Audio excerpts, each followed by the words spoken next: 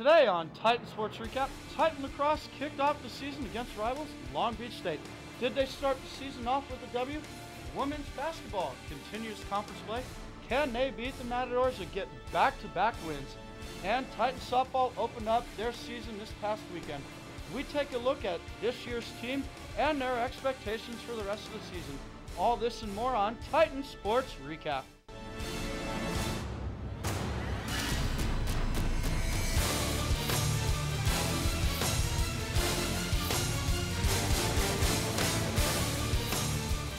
Hello and welcome back to Titan Sports Recap, bringing you the best video coverage of Cal State Fullerton athletics. I'm Andy Waller, he's Garspa Sunga. That's me. And what a wild weekend of sports we had over this weekend. And that's an understatement. Yep. Cal State Fullerton's lacrosse team was founded in 2005. From 2009 to 2011, they were the Southwestern Lacrosse Conference champions. Last year, they didn't live up to their own standards as they finished 5-15. 15-5, excuse me. That's a pretty good record for some programs, but for the Fullerton, that's not good enough. The Titans are coming into the season with the new head coach, Mike Ansel. He's a former CSUF All-American lacrosse player. He's hoping to lead the Titans back to the promised land. The team standing in the way from his first win at the helm is Long Beach State. As Long Beach State 49ers had problems getting the team together, but they have won tonight.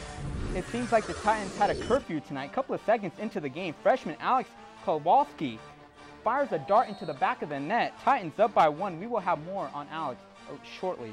A minute later, Jeff Lyons sneaks from behind the goal and receives the ball and fires it past the Long Beach State defenders. Titans up 2-0. Things aren't looking good for the 49ers. Up by the same score, Fullerton gets the steal and pushes the tempo. Titans Gabe Amalio receives the pass.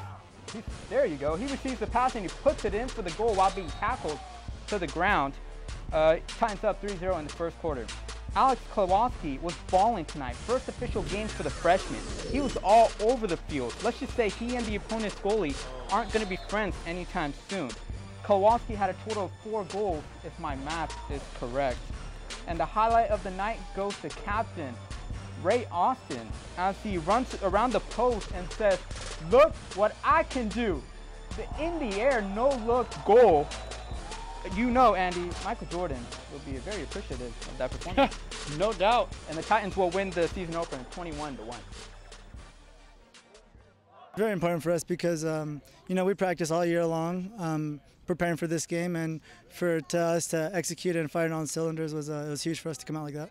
We did pretty good. We stayed focused. We ran through the plays. We executed good. So overall, it's pretty good. It was good. It's our first game of the year, so it's hard to judge them kind of off anything until we finally had this game. Long Beach, they've had some problems with their team in the past, but we performed well. So I'm proud of them. We have a rough couple games coming up, but it was a good test tonight, and we did well. So. Baseball may get all the attention on campus, but softball is also taking big strides of their own as we take a look at this year's team. As the start of the spring sports season begins, so does a new season of Titan softball, as the Titans hope to achieve their goal of getting back to the College World Series for the first time since 1995. Our last year's team just built an incredible foundation, and now I feel like we can just hit that foundation and leap forward. I think we're better in the circle, we're better offensively, our defense has stepped up, so I feel really excited to get started. After finishing 3rd in conference last season, the Titans were picked to finish 3rd again in conference this season.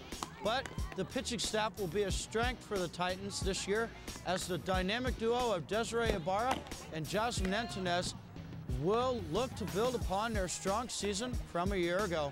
This season, the Titans will again have one of the toughest schedules in the country, as they will play several ranked teams, including Oklahoma, Nebraska, Tennessee, and Oregon State, amongst others. Honestly, it's good. I think that our schedule last year was really tough, and in the end it ended up helping us out, and we got a lot of really big upsets. And so hopefully you can see a lot more of those from us this year and get Fullerton back on the map with those big wins. Tuchiyama and Gabby Aragon will lead a strong senior class for the Titans, who were also able to make big moves this past offseason, bringing in Missy Takiaho from the University of Washington where she batted .295 with 6 homers in 35 games her freshman season with the Huskies.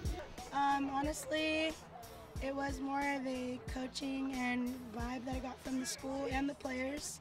I've never felt so welcome in an area school softball. With a strong core of returners and a couple transfers, Titans softball looks to hit the field stronger than ever. For Titan Sports Recap, I'm Andy Waller. Titans softball hosted the Easton Tournament over the weekend, and after upsetting defending national champion, the Oklahoma Sooners, and coming back to beat Pittsburgh on Saturday night, the Titans look to complete the sweep and finish out the tournament at 5-0. We pick it up in the top of the first inning as Julian Gallitz tries to drop one in on left fielder Lisa Harris, and maybe that wasn't such a good idea as Harris dives out and makes the catch. What a catch by Harris to end the inning. In the bottom of the first now, the Titans would strike first as Gabby Aragon hits it through the hole, and Ariel Tuchiyama would be waved around, beating the throw. Titans find themselves up 1-0. Same inning, a batter later, Eliza Cropper joins the party, blasting a 3-run shot that hits the bleachers by field 2. That blast early, 4-0. But the Colonials would look to respond, as in the top of the third, 2 on and 1 out as Mary Wiley hits a grounder to Samantha Galarza, who applies the tag. Or does she? As we take another look at it, it appears Galarza may have missed the tag. Tough break for George Washington. Later on, in the bottom of the 6th inning, Fullerton now up 7-0. Eliza Crawford comes to bat and blasts another home run to the opposite field. Crawford, who came in hitting just 1 for 12 on the before today, would go 3 for 4 on the afternoon, and the Titans would cruise to a 9-0 win to improve to 5-0 on the season, sweeping the East End tourney. I mean, it's nice because it's not that you can relax, but you just know that your team is always going to back you up and have your back, and you don't have to worry about being down because they're always going to come back. We started this tournament, I was looking at the first game, you know, and that was where my focus was. And when we got through game 1, then game 2 became my focus. So, you know, you have that in the back of your head, but ultimately, if you don't take care of that game in the now, the next one's not going to matter. And what a job by Fullerton after being down 4-0 on Saturday, coming back and winning 8-4.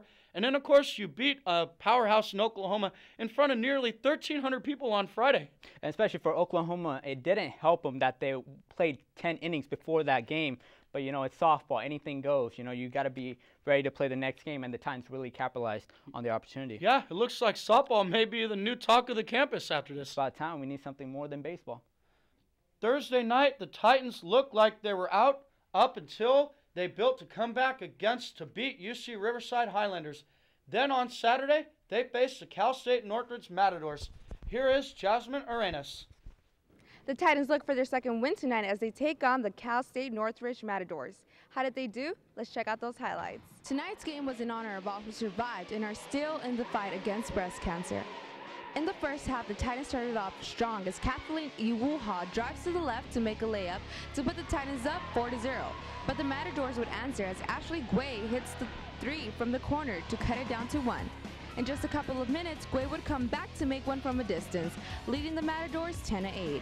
The game would be a seesaw battle until Michaela Tilges makes the layup to put up the Matadors 31-28. Titans would trail in the first half 42-33. In the second half, the Matadors didn't take their foot off the accelerator as Ashley Guay makes a layup, expanding their lead by 13. Bernadette Fong with a turnaround jumper to seal the Matadors win 76-54. We did not have that fight on a night when there's people in the stands that have fought an unbelievably horrible disease. We did a tremendous disservice because we did not have any fight tonight. I think talking and just having energy myself helps us as a team defensively. I think that that is where a lot of my leadership can come in. I can talk, I can get everybody pumped, I can get everybody in a stance, and I don't think I did that tonight. The Titans were unable to pull off their second consecutive win against the Cal State Northridge Matadors. They look to win their next game at UC Davis on Thursday. From historic Titan Gym, Jasmine Arenas, Titan Sports Recap. Cal State Fullerton men's basketball team went on the road to face the Cal State Northridge for their 8th conference game of the season. The Titans led 62-56 with 1:37 to go in the game, but Matadors' Josh Green cut the lead in half with the three-pointer. Fullerton, now 7-15 and 2-6 in the conference play, failed to keep the Matadors' offense down until the last second of the game, when, with only 2.5 seconds to go, Josh Green hits the buzzer beater three to send the game into overtime. However, the Titans couldn't contain the Matadors as they lost 92-83. Northridge outscored the Titans 24-15 in the overtime, despite Alex Harris's career-high 27 points. And Steve McClellan had a career-high himself as well, with 18 points and 15 rebounds. Women's indoor track and field team headed out to Lincoln, Nebraska to participate in the 39th annual Frank Savage Husker Invitational this past Friday and Saturday. Freshman Desiree Brown led the Titans on Friday with reaching the finals in the 60-meter dash, finishing with a time of 7.49 seconds. There were more records broken this past weekend, with Katie Wilson, who ran a 55.19 in the 400-meter run, and Tahara Dial with a time of 2 minutes and 17.31 seconds in the 800-meter run. Coach John Elder said, "I thought we made a lot of improvement this past weekend after a tough travel day on Thursday and not getting in until Friday at 3:30 a.m. However, we competed real well, and the atmosphere and facilities at the University of Nebraska were fantastic." ESPNU has picked up 2 games for the Titans' last 3-game series against Hawaii on Saturday, April 26th at 5 p.m. Pacific time, and Sunday, the 27th at 7:30 p.m. In 2013 season, the matches between Long Beach State on May 4th and UC Irvine Anteaters on May 17th were broadcast on the network. With the release of the 2014 college baseball television schedule last Thursday, ESPN will include more than 200 exclusive regular season and conference games, breaking the previous record at 151 broadcasts set last season. Wow. Here is your Titan timeline highlighting the biggest games in the next 2 weeks. It's that time of the year again. Titan baseball opens up their season this weekend with a 3-game series against the Washington State Cougars starting Friday, February 14th.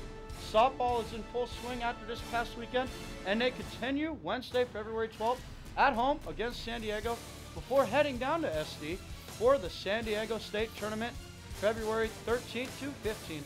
Switching to the court, men's basketball continues conference play against UC Davis Wednesday, and all you Titan fans headed to the gym for this year's homecoming game this Saturday, February 15th. Your Titans tip off against Hawaii at 6 p.m. Women's basketball is on the road this weekend, but comes back to Titan Gym to host Cal Poly on February 20th and UC Santa Barbara on February 22nd. And remember our social media outlets. You can catch our entire video highlight library on our YouTube channel. Go to youtube.com/TitanSportsRecap. Also, follow us on Twitter. Our handle is @CSUF_Recap. And find us on Facebook for the latest updates on Fullerton Athletics. And check us out on Instagram for behind-the-scenes photo. Follow us at Titan Sports Recap. Well, before we say our goodbyes, it was a jam-packed weekend with the launch of spring sports, wasn't it? Yes, it was. We thought, what better way to show you the end of the show than to show you some top plays from this young season. You know, Andy, I couldn't have said it better myself. Yep. Let's go ahead and take a look at the top 5 plays. Number 5, men's basketball, Santa Barbara versus Fullerton. As Fullerton gets the rebound and passes it to Michael Williams, and he hits a three-pointer to put the Titans up for good. Fullerton would go on to win the game 74-72. Wow, what a shot. As we kick it to number 4 now, men's basketball, Cal Poly versus Fullerton. Fullerton down 55-51. Alex Harris steals the ball and passes it to Michael Williams, who rewards him with the alley-oop. Cal Poly would go on to win the game 58-56. Oh, well, nice play. And number 3, we go to the Diamond softball, George Washington versus Fullerton. And Lisa Harris makes a great diving play to end the inning, and the Titans will go on to win that game 9-0. Incredible play. I can't even do that. Yep. Number 2, we saw this play earlier, but hey, we wanted to see it again. How about this? El Capitan, Austin Ray, flies through the air and makes an incredible goal in the air on the play for the first one. And number 1 has 2 plays to it, a 2-for-1, as first, Missy Takiaho blasts a home run on Friday night against Oklahoma that hits the scoreboard to put Fullerton up 3-1 for good, as they would stun the Sooners. And they even confused the cameraman. And the second part of the number 1 is the George Washington game at softball. Eliza Crawford had a huge game actually had 2 home runs in the game, and this one, Andy's favorite, goes to the bleacher in field 2. Well, you know, the Titans would go on to win the game 9-2. You know, I thought that ball was hit even farther than Takiya's when I actually took a look at it, but maybe it was. Hey, a win's a win. They'll take it. Well, that's going to do it for this episode of TSR. Thanks for joining us. I'm Andy Waller. And I'm Garsh Basanga. Have a good night.